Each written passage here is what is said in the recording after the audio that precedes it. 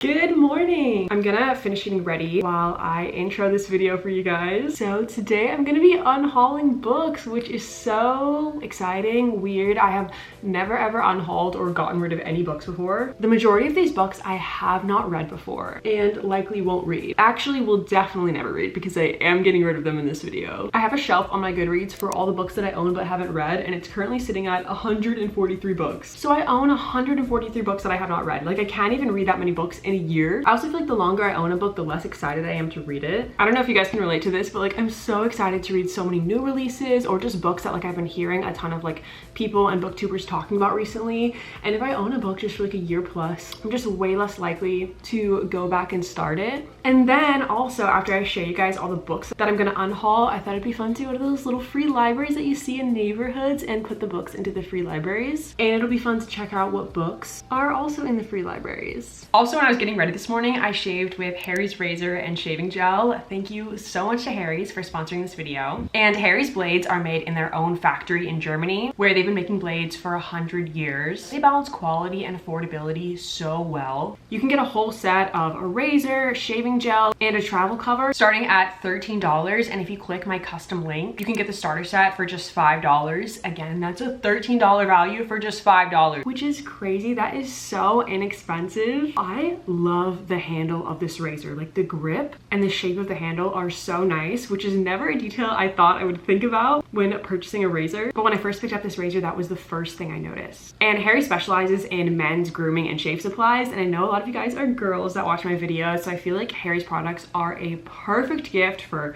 your dad, brother, boyfriend, but also yourself. Women can definitely use Harry's products, and they have a ton of female customers. They also have a ton of grooming products outside of just their shave products, like face care, body care, and hair care. Whatever kind of grooming or shave products you need, Harry's has got you covered. And you can go to my link in the description to start shopping Harry's. All right, I'm gonna get dressed, finish getting ready, and then let's talk about all the books that I'm unhauling. Here are all the books I have. 1, 2, 3, 4, 5, 18 books. The first two, these are kind of nostalgic, so I'm kind of sad to be giving these away, but they have just been sitting hidden in my closet since I got them. This is the first book in the Pretty Little Liars series, and then it's a Nancy Drew book. I bought these at Goodwill for $1 each, and I just honestly never planned to read them. I just read a lot of Nancy Drew as a kid, so I thought it'd be like a fun keepsake to have, and then I like love the Pretty Little Liars TV show series, but to be honest, they just don't look good on my shelf. Just because they're so thin and shorter than most books, I just hate the way they look on my bookshelf. So if it's like I'm not gonna display them and I don't really plan to read them, what's the point of owning them? Then The Last Party. I actually think this book sounds like it's gonna be good, but my mom read this book and she did not like it. And I feel like if somebody whose opinion I really trust didn't like it, and there's so many books I'm excited about reading, then what's the point on reading it? Basically, it's a mystery that takes place on New Year's Eve. This guy is throwing this like huge party, and then it says, but by midnight, he will be floating dead in the freezing waters of the lake. That's a big reason why I've been trying to read like less reviews before reading a book. Like, if somebody doesn't like it, I don't want to know. I want to like go in and form my own opinion. Okay, then next, this is Outlaw, and I am so excited about this book. I was so excited to read it. I actually started it. I can't remember how far in I got. I think I got like 50, 60 pages in. It is a biker romance. Like, tell me why I've never read a biker romance before. Doesn't that sound so good? But it deals with some like very sensitive subject matter like right off the bat, and I just thought that the way the subject matter was written about and handled really made me angry. I didn't like how it was handled and written about, and I just felt like I couldn't get past that. And there's something that the male love interest said, and I was like, oh nope, like major red flag. Like, I know he's supposed to be like rough around the edges, like bad boy type, but like I just couldn't get past what he said. Like, I was like, there's no way I can find him likable when he said this sentence. That is something that's hard. Like, I love morally gray characters, and so far every book I've read with morally gray characters, I end up loving them, like despite their flaws, but I just couldn't see myself getting past it in this book. One of Us is Lying. I actually love this book. I have 2 copies. I got this one in a blind date with a book, so I just don't need 2 copies. But if you haven't read this book, it's so good, and it's a TV show. It's about 5 students who go to detention. They're all different stereotypes, like the brainiac, jock,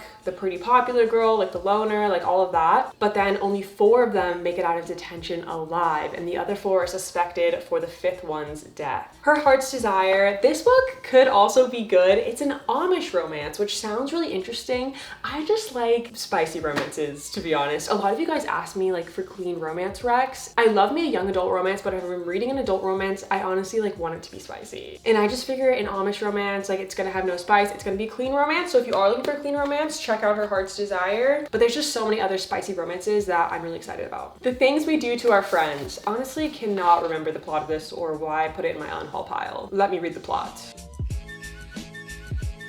Okay, just read the summary and looked it up on Goodreads. This is a thriller that takes place at a university, and the reason I put it in my unhaul pile is because I sorted all my books by rating, and I was like, you know what, I'm just gonna get rid of the ones that are like rated the worst that I own. And this one does have 3.2 3-star rating on Goodreads, which just isn't great. Sometimes I'll read a book that has a low rating and love it, but for the most part I feel like I agree with like a Goodreads star rating. So if it's not rated well and I have so many highly rated books that I'm excited about, what's the point on keeping it? The Fear. This is another book that I love but have a duplicate of. I think I gave it 4 stars. It has a really interesting plot. There's this like social media trend going around where you say your biggest fear, but then people start turning up dead, dying by the way that scared them the most, which is so creepy and like eerie to think about. And it takes place during winter, so like a perfect like thriller mystery to read in the winter. There's like a snowstorm, so like very wintry, atmospheric. I didn't really love the ending, to be honest, but it does have a big twist and surprise at the end, so I definitely recommend this book. And yeah, I ended up getting a box set sent to me of Natasha Preston books, but I already owned this one individually, so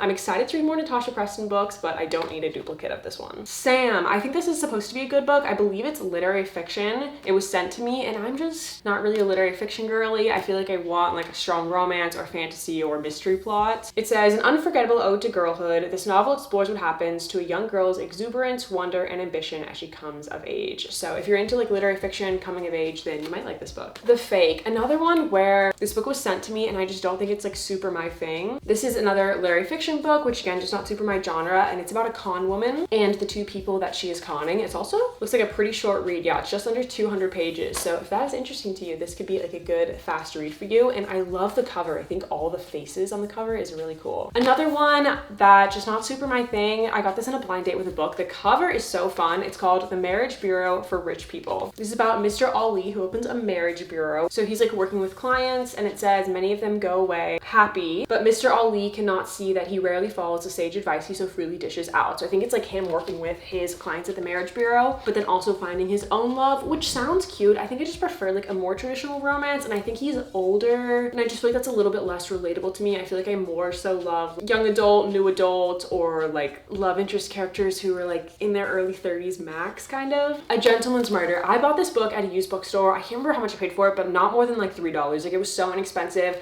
I just kind of picked it randomly like for the cover. This was when I first got into reading, so I just didn't own that many books. And again, I think there's just more mysteries out there that I'm more excited about. It is like a really fun cover and back, and it has really cool pages. It's a murder mystery that takes place in 1924. I also think I'm just like not that interested in period pieces. I think I like contemporary books a lot more set like in modern day. This one is categorized as historical literary fiction, which again, just like not genres that I love, but I'll read you a brief little summary in case it might be something that you would love. It says, a dazzling epic of betrayal, love, and fate that spans 5 generations of an indigenous Chicano family in the American West. And I think it has a little bit of magical realism as well. This is another book that I bought at a used bookstore for like $1 or $2, and this book actually sounds good. I just feel like it's gonna be really sad, and I've owned it for like a 1.5 years and have not picked it up. It's about Gloria, who grows up in the 1960s attracted to the same sex, and she's sent basically to be cured, like conversion therapy at an institution, and part of me wants to read it. Like I bought it for a reason because it does sound like very insightful and like interesting to read about it, but it just sounds so heartbreaking. But after reading A Little Life, which is like the saddest book I've ever read, I think that made me realize I like sad books, but also like sometimes is it worth the pain? Like I feel like I mostly want to read for like escapism and enjoyment, and if there are like elements to a sad book, like love me a good cry in a sad book, but like it's gotta like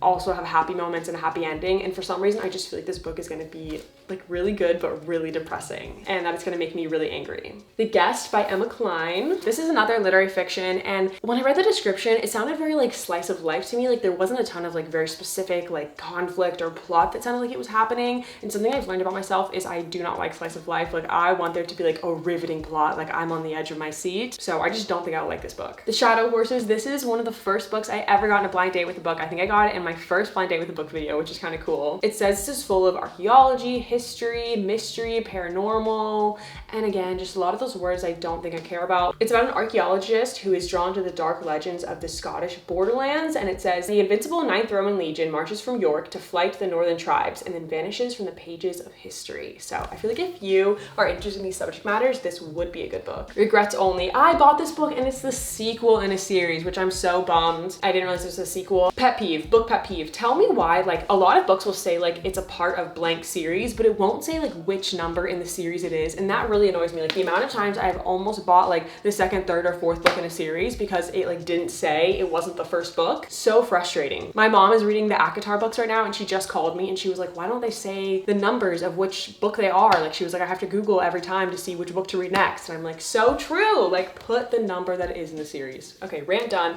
Anyway, yeah, it's the 2nd book in the series and I'm not that excited about it, honestly, to go back and buy the 1st book in the series. And then lastly, got these in blind dates with books. They're little romance books. One is An Engagement in Seattle, and I think there's like multiple books in here. I could be wrong about that. And then this one is a Sweet Magnolias novel, which I love the show Sweet Magnolias, so I originally was excited to read this book. But to be honest, just like the format of how tiny these books are like really annoys me. Like I hate holding this with how little it is. I know I'm not gonna like how it looks on my bookshelf with how like short and thick they are. I still am like decently excited about reading the Sweet Magnolias books. I may go like back and buy some of the Sweet Magnolias books, but if I do, it's gonna have to be like a full-size book. Like I don't know why I just like can't do these little books. And that is all the books I'm getting rid of. There were honestly more I really was on the fence about getting rid of. I might do like an unhaul video once a year. I feel like that'd be fun to do, to just like clean out books I'm not gonna read. Honestly, okay, maybe I'll show you guys the books that I'm on the fence about giving away. And if by this time next year I haven't read them, then they've gotta go. Like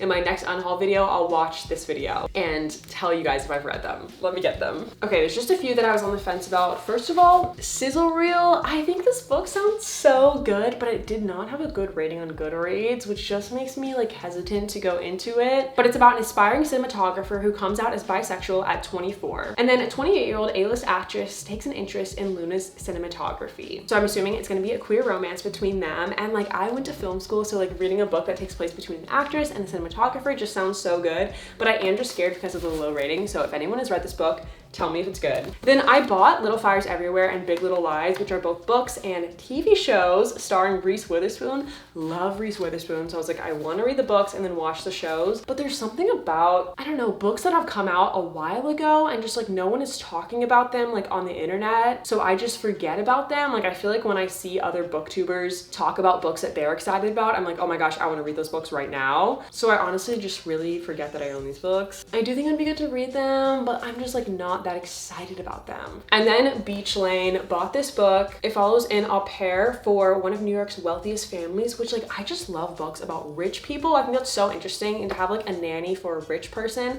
I feel like you would learn so many like secrets about that family. So it's about several girls balancing their new jobs, their new romances, and the Hampton social scene. So I think it sounds interesting. Just like the cover though throws me off. Haven't heard anything about it. I think it's an older book, so again, just like keep forgetting about it. But yeah, those are the books I'm on the fence about and the ones I'm officially unhauling. I think now it's time to go to those little libraries and put these books in. Oh my gosh, I didn't really think about the logistics of carrying all these books around with me while I walk around to the little libraries. It's gonna be heavy and it is hot outside, but it's okay. We got this.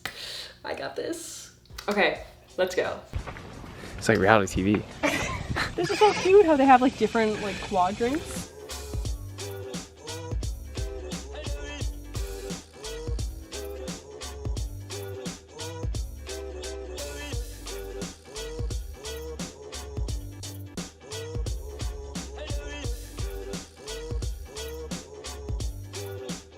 This one has a lot of books. It's interesting how the last little library was all like kids books, and then this one is a lot of adult books. Doing all my purple books in the purple book library.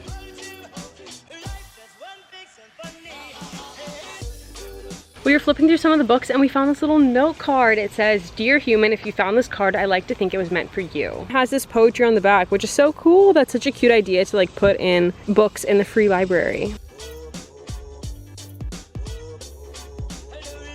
Little library number 4. And my 2 best books.